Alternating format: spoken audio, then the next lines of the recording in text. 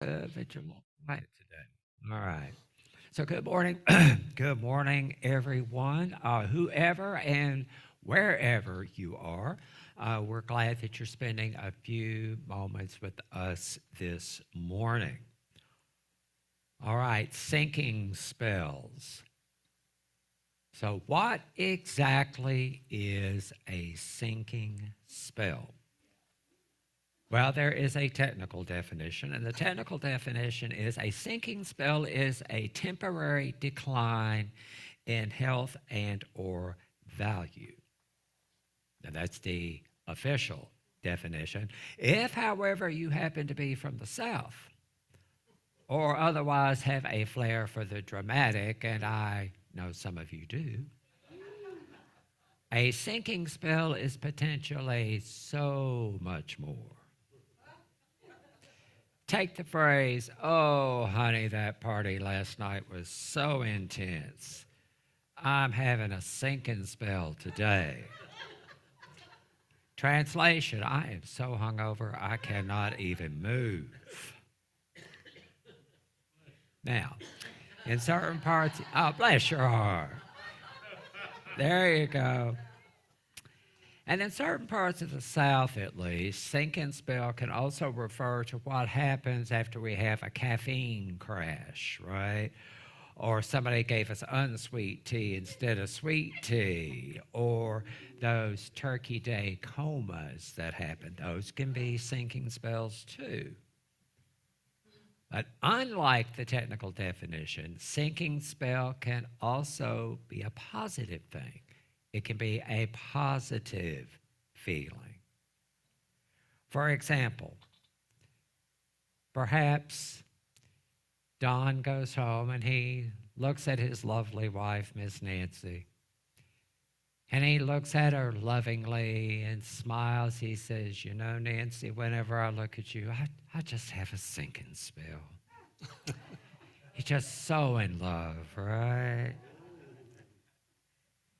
Now, it's important, though, that you're going to, to differentiate between these positive sinking spells and the negative ones. And if you can see the person with whom you're speaking, that is very helpful. So if you're having a negative sinking spell, this always helps.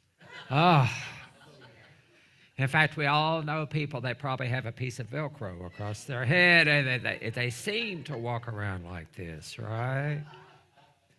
If it's a positive sinking spell, you can do things like, Don, you can do this when you get home.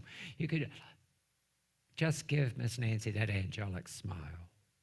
Hold your hands over your heart, and I just have a sinking spell every time I look at you. And flutter your eyes a little bit, just really do it up. Do it up. Reverend Danny, Yes. I think what I'll do instead is to say, honey, Superman is in the building. There you go. Hey. Yes, he is. And then she'll have a sinking spell. There you go. All right. But if you can't see the person you're looking at, your tone of voice will have to suffice. So it's very important here, especially in relationships. Choose that tone of voice carefully because that can make the difference whether you sleep in the bed or on the couch. Now, aren't y'all glad you came to church today? Just never know what you're going to learn. And believe it or not, sinking spells, we had a little fun with it, but sinking spells actually do relate to the message today. Because today we're going to look at one of the disciple Peter's sinking spells, and it is not a good one. So let's see what's going on. This story is from the Gospel of Matthew, and we read there that after a long day of feeding people and teaching people and just doing all the things that Jesus and the disciples are just worn out. So Jesus tells the disciples to get in a boat, cross the Sea of Galilee, and that he will meet them later on the other side. He needs some quiet time to himself to rest and recharge and rejuvenate. So they get in the boat and they start across the Sea of Galilee. And during the night, this storm kicks up, and it's a really nasty storm. And the boat that the disciples are in is in danger of sinking. So understandably, they are freaking out, right? And it doesn't help at all at first when they see this ghostly looking figure walking toward them on the water. They can't make it out, and they're even more scared. And is this their escort to Sheol, the place of the dead? Could be. It's not looking good for the guys in the boat, right? But then Jesus calls out to them. He says, calm down. Calm down. It's me. Don't worry. Calm down. I'm on my way. And it seems like most of the disciples are like, okay, maybe so. They calm down a little bit. Everybody except Peter, of course. Peter needs proof. So he says, Jesus, if it's really you, let me walk on the water too. Call me to come to you on the water. And Jesus basically says, okay, come on. Without hesitation, Peter jumps out of the boat, starts walking toward Jesus. Now, at first, I had to feel pretty cool, right?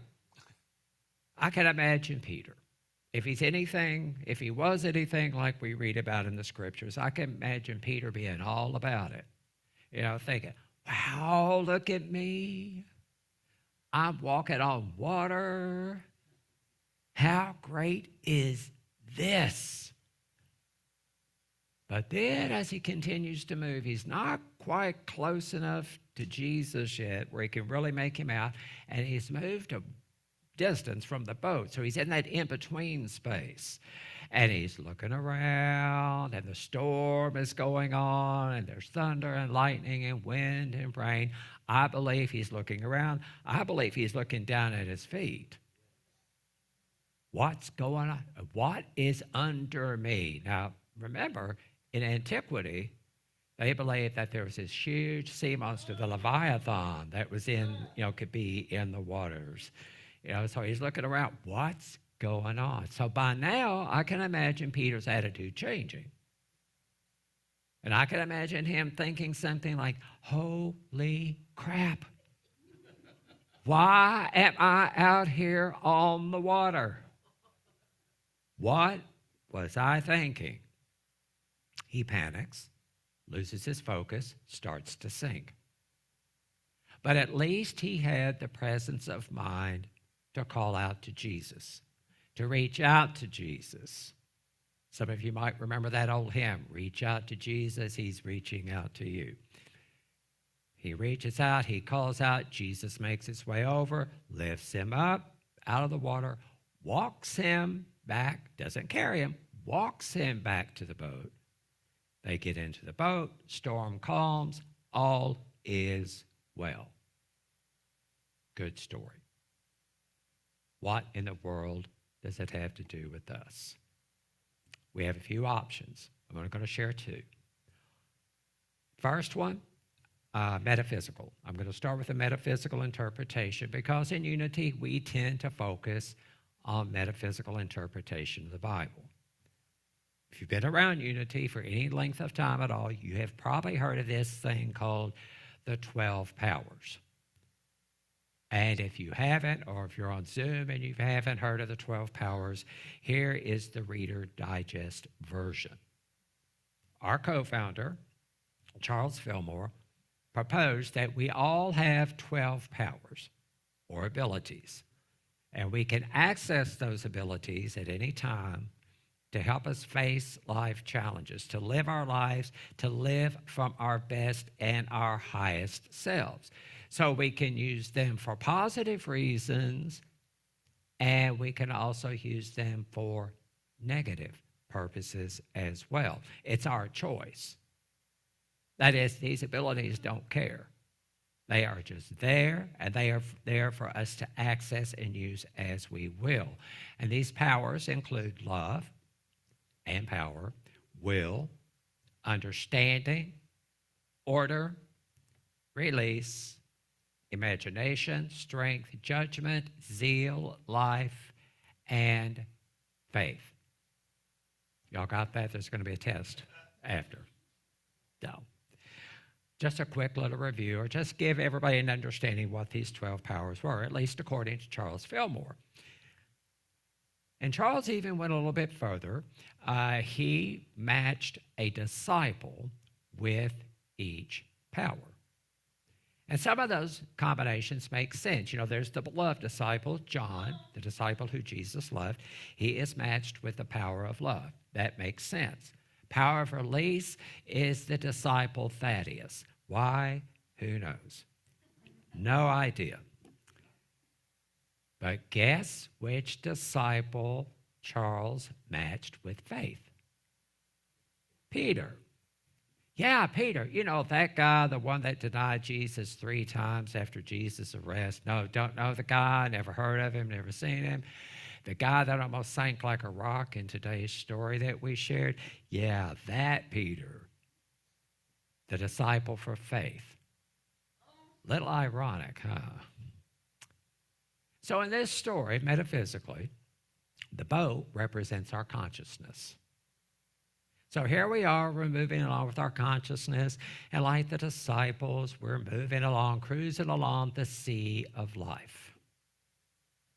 And at first, it's smooth sailing. We have those times, we have those days. And then sometimes the storms kick in. Sometimes they start with just a little choppy wind and water, and then sometimes it feels like this catastrophic thing happens and the storms arise all at once. Our consciousness, we can become distracted, pessimistic, sarcastic, frightened. You know, like when we doom scroll through our social media, or when we turn on the news and we watch it for way too long, and we get so distracted and we get so fearful and everything's going to hell in a handbasket. Quick self-care tip here, folks. Just remember there is a fine line between being adequately informed and driving yourself crazy. Practice self-care. So anyway, during these times, and we share with our friends how scared and frightened we are and so forth, what do we often hear? Excuse me, especially from our spiritual friends? Well, all you need is faith. You ever hear that? It's okay. All you need is faith. So in our consciousness, our power of faith here is that it just jumps out of the boat to save the day. It's moving towards union across that storm to the Christ consciousness. And it's going to be in union with the Christ consciousness in order to bring peace, calm, and stability. Excuse me, I'm sorry. The lilies are getting to me a little bit. Okay. So there's peace, calm, and stability when we have union with the Christ consciousness. Problem is, we're leaving the other 11 powers behind. What do we learn from this story? We learn that as great as faith is, and it is great, it actually takes more than faith sometimes to navigate these storms of life. After all, what does the book of James say? It says that faith without works is dead. We use our faith in combination with other things. So as faith, as our power of faith connects with the Christ consciousness, the Christ consciousness reconnects it with the other 11 powers. So when you get the Christ consciousness and all the 12 powers in the boat together, so to speak, the potential for peace and stability in our life increases. See how that works? I like that. I like that interpretation. At the same time, metaphysical interpretation usually focuses on our individual spirituality. And that's okay. That's very important, right? Because we all contribute to the collective consciousness, so we want to make sure our individual consciousness is in a good space. That's important. But in the big picture, the overall picture, nationally, globally, while we all might, our consciousness, we might be in different boats, we're all on the same sea. Okay? So I'm going to look at this story in a different way, less metaphysically. In this version of the story, the boat represents a community of which we're a part. It can be your family. It can be a friend group. It can be your spiritual community, our nation, our world. You pick. I'll give you a minute. Anybody got the Jeopardy theme? Da, da. Okay, you got your community? Ready? Okay. So, just like the disciples in the story, cruising along the sea of life and everything is going okay. Then it starts to get a little choppy as the winds of change begin to blow. And those winds aren't always friendly. In this story, we're detecting an off energy. We're detecting an off vibe, you might say. We're not quite sure what it is, but it doesn't feel good. Or perhaps some catastrophic event happens in your community. It happens all at once, and it seems like everything is going to hell all at the same time. Regardless of how these storms arise, however, some of us might go back to our religious upbringing. And we remember that old phrase, well, if you want to walk on water, you got to get out of the boat. Remember that? If you want to walk on water, you have to get out of the boat. Yeah, so like Peter, we take our faith, because that's all you need, you know. We take our faith and we just jump out of the boat. We abandon ship, so to speak. And at first, when we do that, we're feeling it. We're feeling good. We are faith warriors. We are out there. We are going to save the day. We are headed toward Jesus. It is all going to be fine. And then we've left a community behind. We haven't quite gotten to where we think we're going. We're in that in-between space.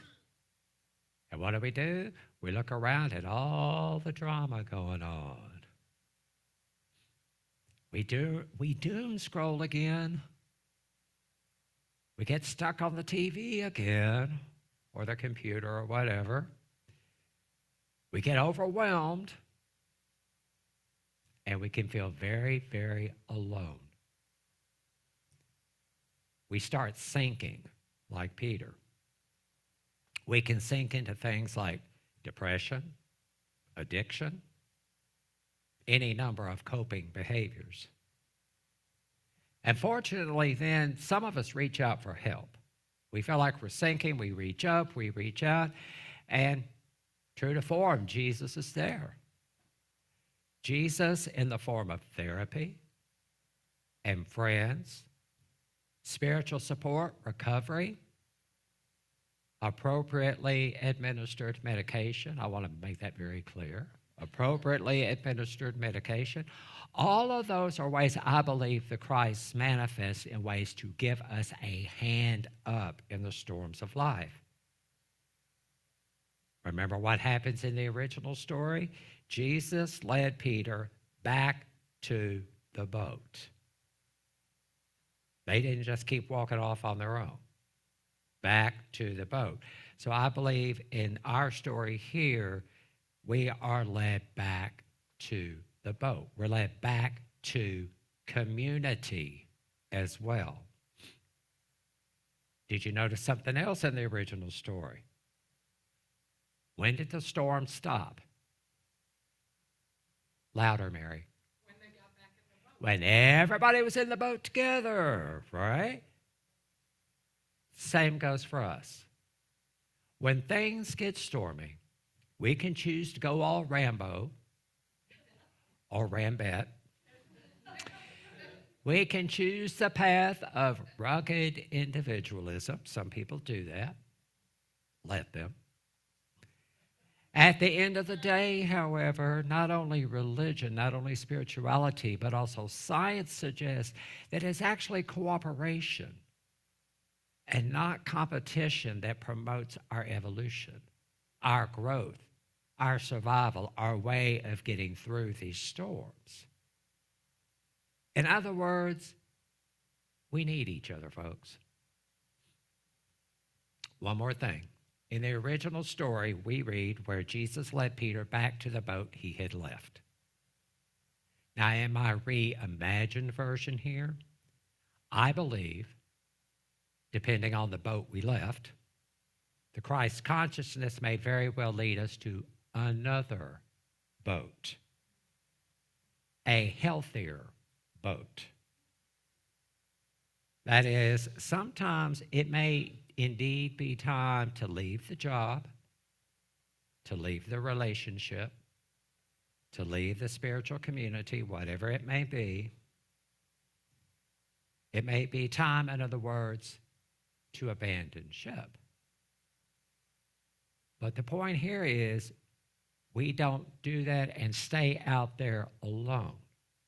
The point is we will always, always need a healthy community of some type, a supportive community, a boat, if you will, that helps us get through those challenges, a community that loves us, supports us, and also challenges us to grow and to grow up, to live from our best and our highest selves. A community, a boat where we can feel the Christ presence, the Buddha nature, the Tao, whatever you choose to call it. Because remember, folks, we may have different boats, same sea.